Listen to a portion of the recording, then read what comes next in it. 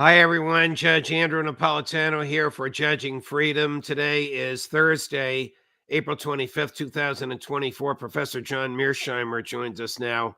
My dear friend, Professor Mearsheimer, thank you very much for your time. I thought of you earlier this week when I heard one of the Secretary of State's sort of hand-wringing defense of American involvement in Ukraine. And in the course of that defense, he opined that all of this began when Putin, quote, invaded Ukraine.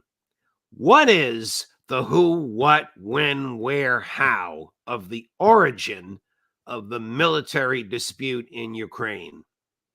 Well, the origin, in my opinion, is clearly in early April of 2008 at the NATO Bucharest summit, where NATO said at the conclusion of the summit that both Georgia and Ukraine would be brought into NATO.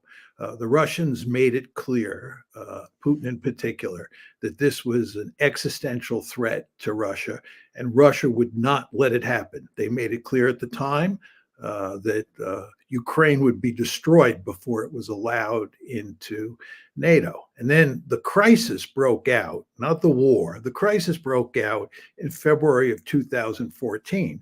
And instead of backing off and trying to accommodate the Russians, we doubled down. And then after Joe Biden moved into the White House in January of 2021, he really doubled down. And unsurprisingly, 13 months later, in February of 2024, the Russians invaded Ukraine. And it's very important to emphasize that the Russians were desperate to work out a diplomatic solution before they invaded. And this is about 2 months before the war started. Putin sent the letter to both Jens Stoltenberg, the head of NATO, and to President Biden, laying out a plan to resolve this diplomatically. And we basically gave him the high sign. So the responsibility, in my opinion, for this war lies squarely in the West and really in Washington. You mentioned 2014. That's when the United States fomented a coup, correct me if I'm wrong, Professor Mearsheimer, that drove a popularly elected but either neutral or Russian aligned president from office. It literally drove him from the country. Do I have that right? You have that right. The only qualification is we're not exactly sure how deeply involved the United States was. We know that the United States was involved. There's no question about that.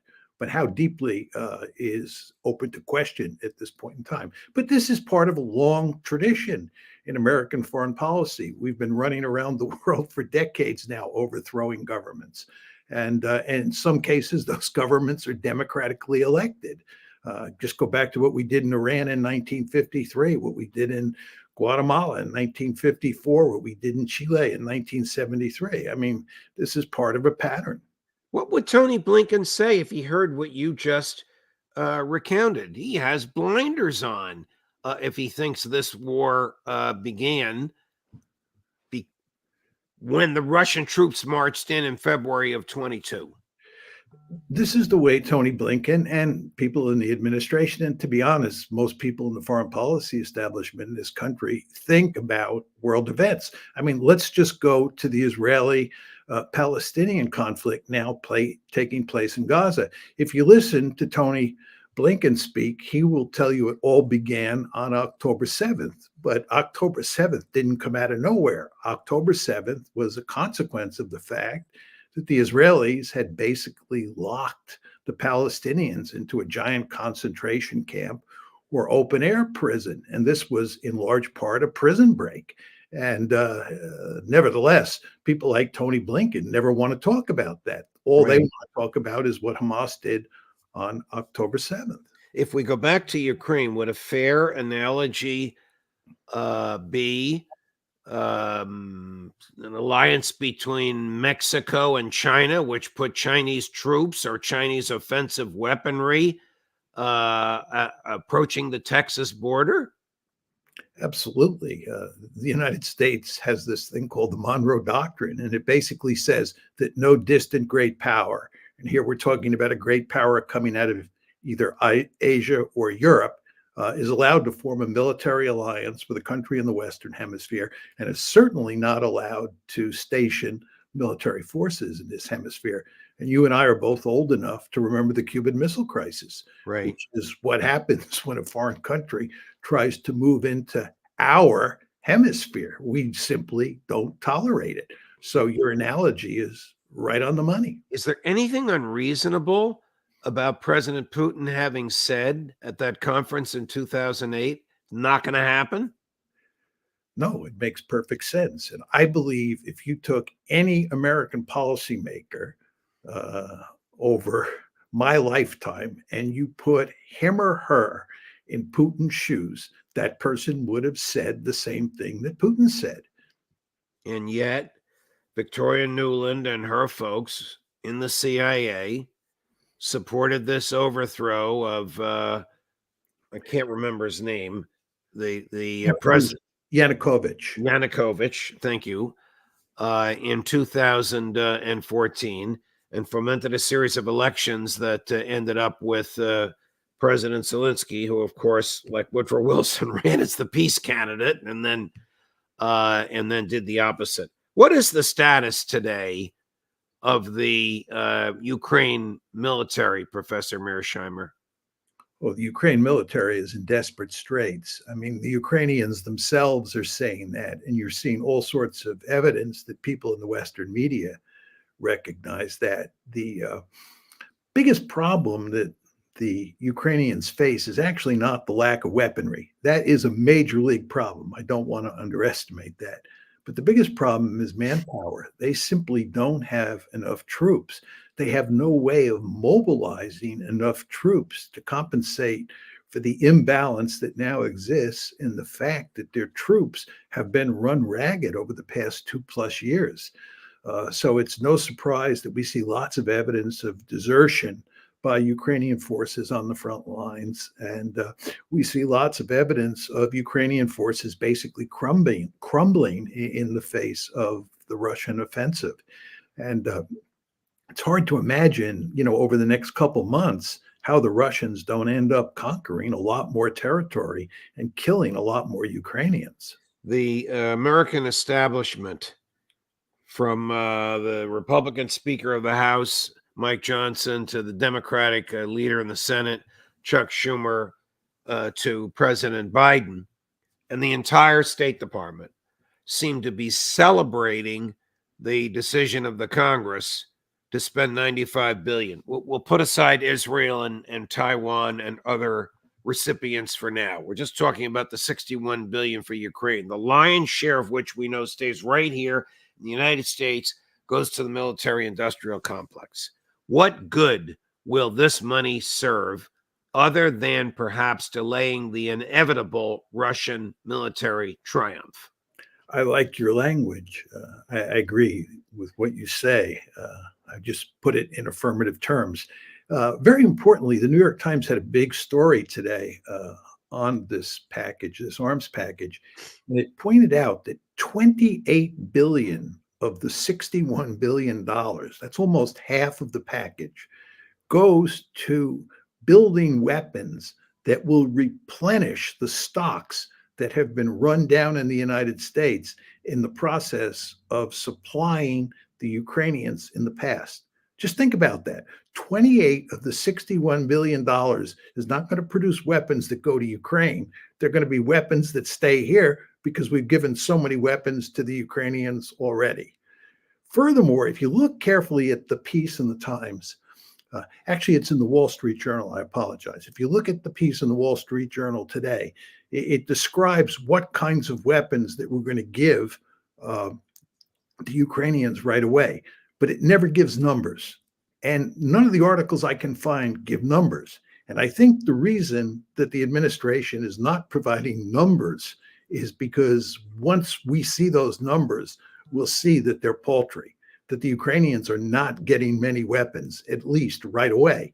And the fact is, they need massive numbers of weaponry right away. And they not only need weaponry, of course, they need manpower, and we can do nothing to provide manpower. So they're basically screwed. Here's Jake Sullivan, the president's national security advisor. talking about the weapons that have already arrived in Ukraine. I don't know if what he's saying is truthful, but before I give you my opinion, I want yours. Cut number 9, Chris. Since the start of this conflict, we've more than doubled our monthly production of 155. By the end of this year, we will have doubled it again. And as a result, we're going to be able to provide from our own production steady and significant supplies of artillery to Ukraine. We are also providing Ukraine with new capabilities. I'm able to confirm, as you've heard from others, that in February, the president directed his team to provide Ukraine with a significant number of ATACMS missiles for use inside Ukraine's sovereign territory.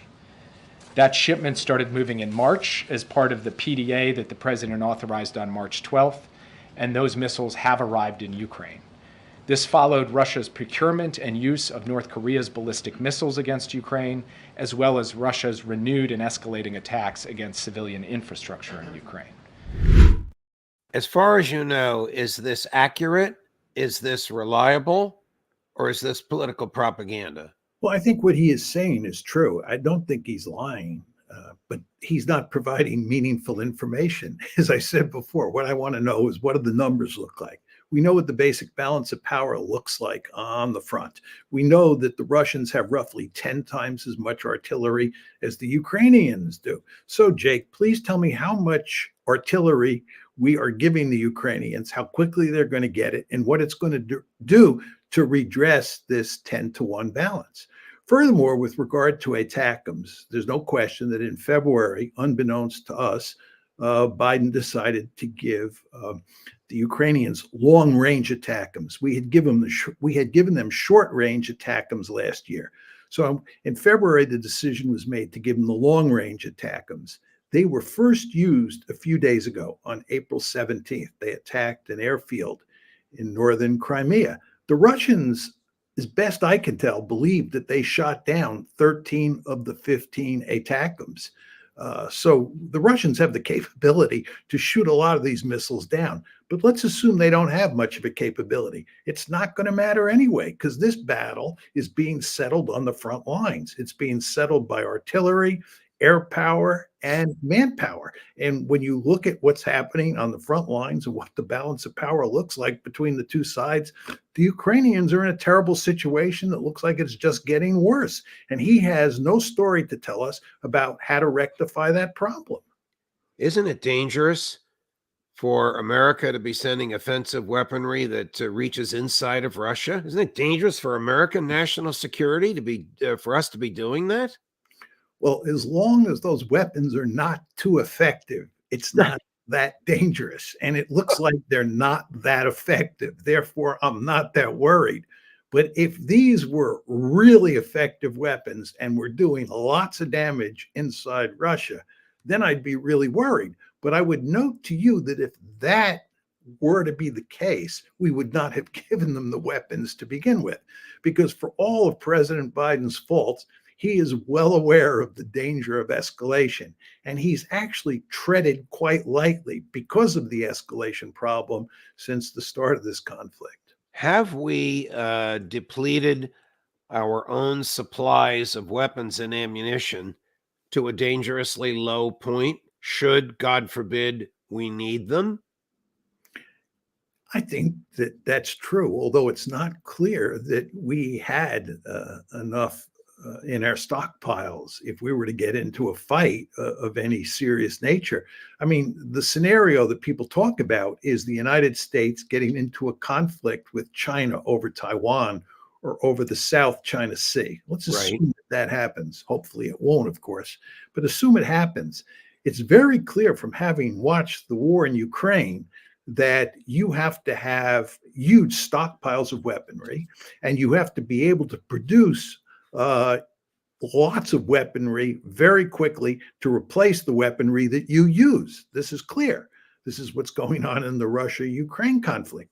Well, China has a huge manufacturing base, and they have huge stockpiles of weaponry. And like the Russians, they have the ability to produce new weapons very quickly and in huge quantities. We do not.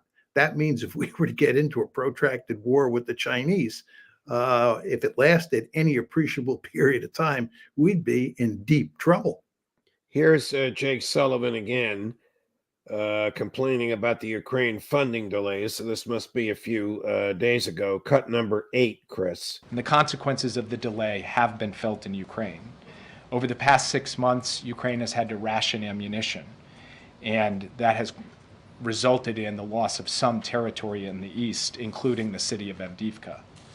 And while today's announcement is very good news for Ukraine, they are still under severe pressure on the battlefield. And it is certainly possible that Russia could make additional tactical gains in the coming weeks. Russia has tried to grind out very slow, costly progress on multiple fronts over the past few weeks.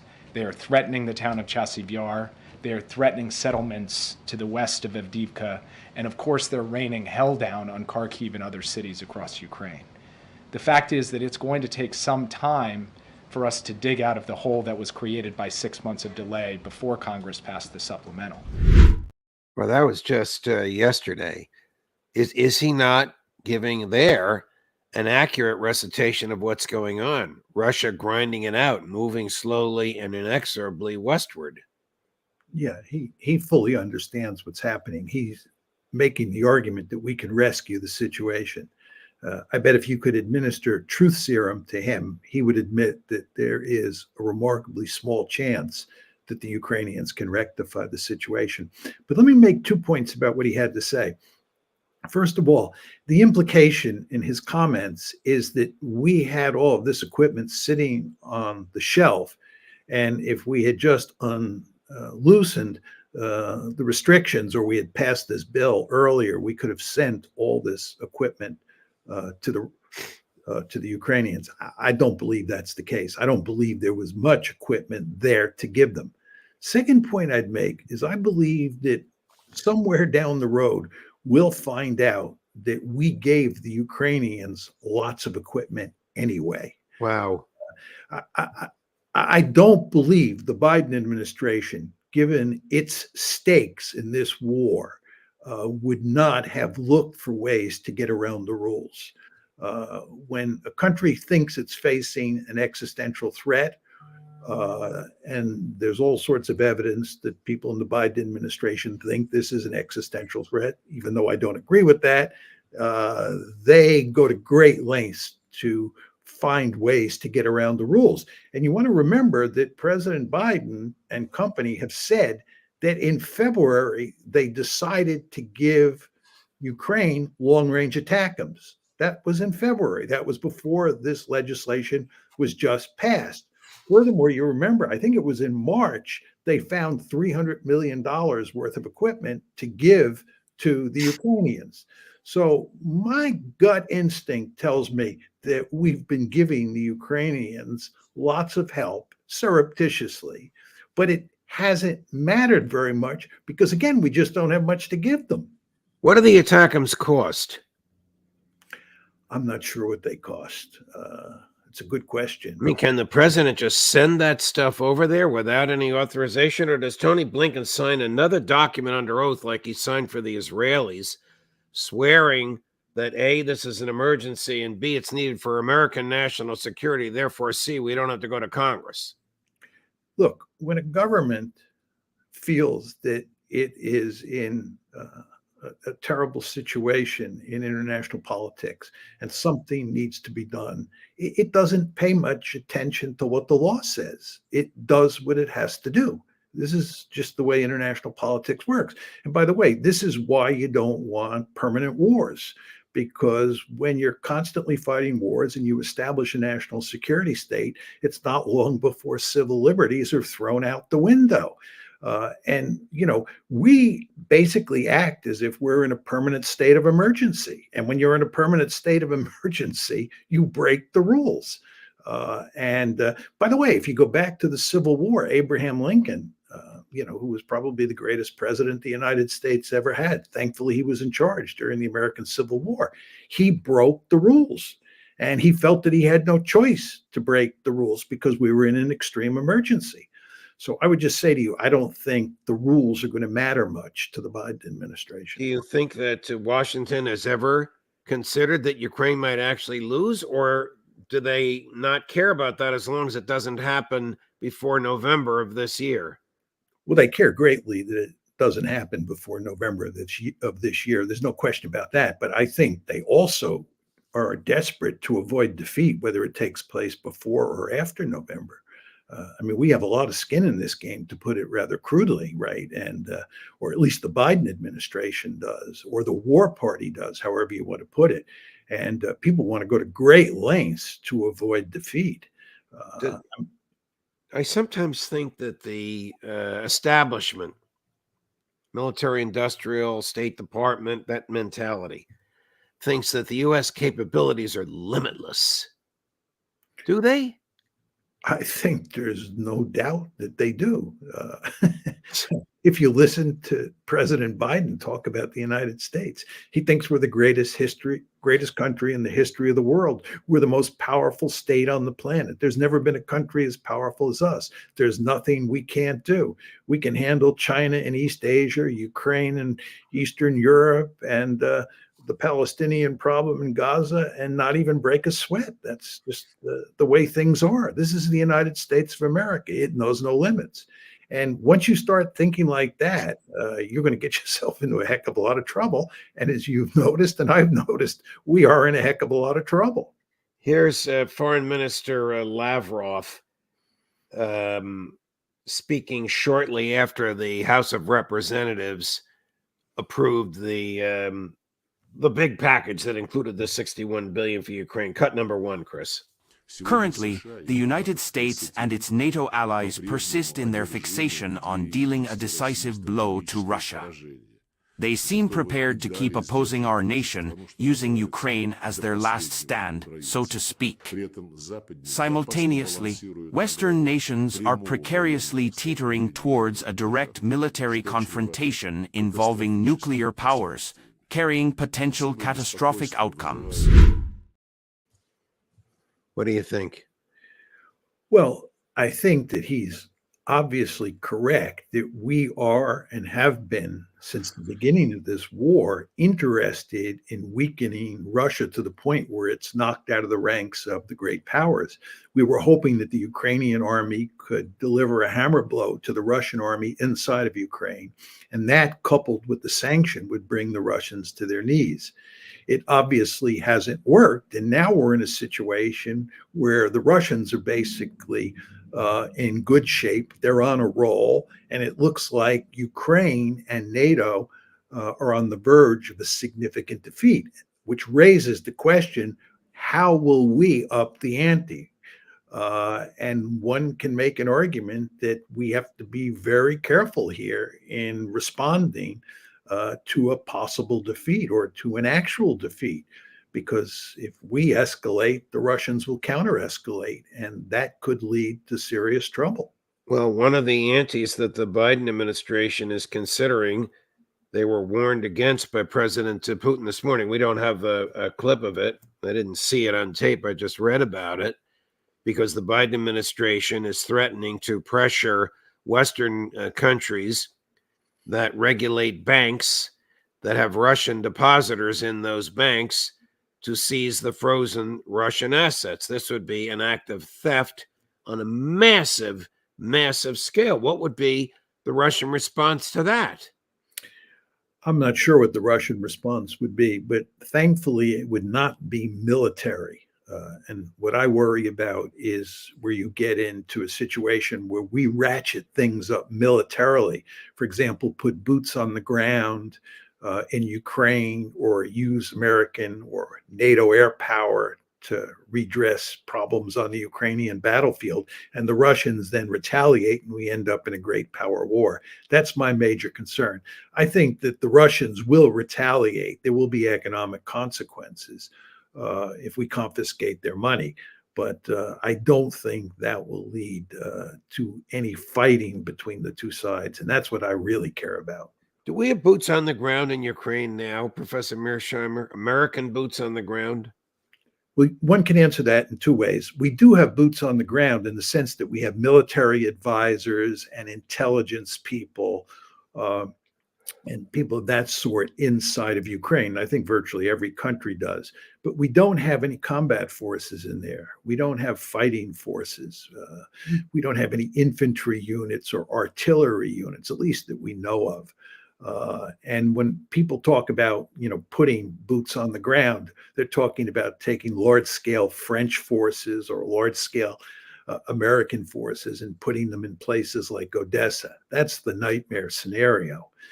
I don't think we're going to do that, and I don't think that the Biden administration would dare to let the French do it. So all the evidence at this point is that we won't be foolish enough to put, serious boots on the ground. Why in heaven's name would the French do that?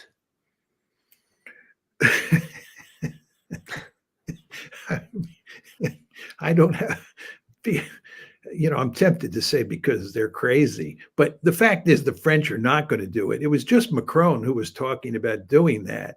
The Germans made it unequivocally clear that this was a nutty idea. And there's all sorts of evidence that people inside of France think that Macron is delusional. It could be that he was just trying to scare the Russians or something like that. It was an empty threat that he thought the Russians might take seriously. But I find it hard to believe that the French alone would put forces in, especially if there was adamant opposition from all of France's principal allies, which there would be. But there's nothing to be gained even by the threat other than exposure of the person making the threat as a fool. You're not going to get any argument from me. Right, right. But as you and I both know, if you look at American foreign policy, both towards the Gaza war and towards Ukraine, it's filled with foolishness. How long do you think the war goes on before Ukraine just has to give up the ghost? I'm not sure. The more you watch it, the more you think that, maybe sometime this summer, it'll reach the point where there has to be some sort of ceasefire and you get a frozen conflict. Very hard to say. And what makes it difficult to say is the Ukrainians who do fight, and not every Ukrainian fights, but those Ukrainians who do fight are really filled with nationalistic fervor, and they are willing to fight and die till the very end. So there are a lot of Ukrainians who are willing to continue fighting, even as things go south. And that makes one think that their army won't collapse. It won't fall apart at some point in the near future. But on the other hand, all armies have breaking points. And when you look at what's happening to the Ukrainian army, you can tell a plausible story about how it cracks sometime this summer or maybe in the fall.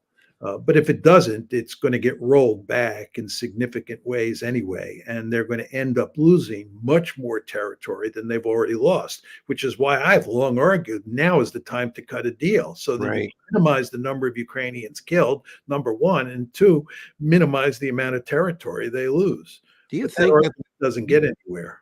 Do you think there's a back channel communication going on, or do you think that Biden has absolutely prohibited it? Boy, my intuition is that there's no meaningful back channel here. You certainly see no evidence of it whatsoever. It is possible we're just missing something. And as we were talking about a few minutes ago, people like Sullivan surely understand, and Biden and Blinken as well, that Ukraine is in a grim situation and there's not much we can do to rescue that situation. So maybe they are talking to the Russians, but it certainly doesn't appear that way to an outsider like me. You mentioned early in this interview your observation about desertions. Isn't it true that even some of these Nazi units, the more extreme nationalists that have swastikas tattooed on their bodies, have in fact deserted? It's not clear that they've deserted. There is small amounts of evidence that that may be true. But what they're refusing to do is take orders to go into points or places where a conflict is taking place because they think that they'll get clobbered. So they're refusing orders from the center. But there's no question, if you look at the army as a whole, that there are a huge number of desertions. And you want to remember the problem that the Ukrainians face is not only desertions, they also have a significant draft dodging problem inside of Ukraine. And then they have all sorts of people who are of draft age who are outside of Ukraine, most of them in the European Union, who don't want to come back to serve in the military. And this, of course, explains why they have a huge manpower problem, which, as I said at the top of the show, is a bigger problem than the weaponry problem, which is a huge problem in and of itself. And the manpower problem cannot be cured by their share of the 61 billion. No, not at all. I mean, the money that we're giving them has no effect on the manpower problem.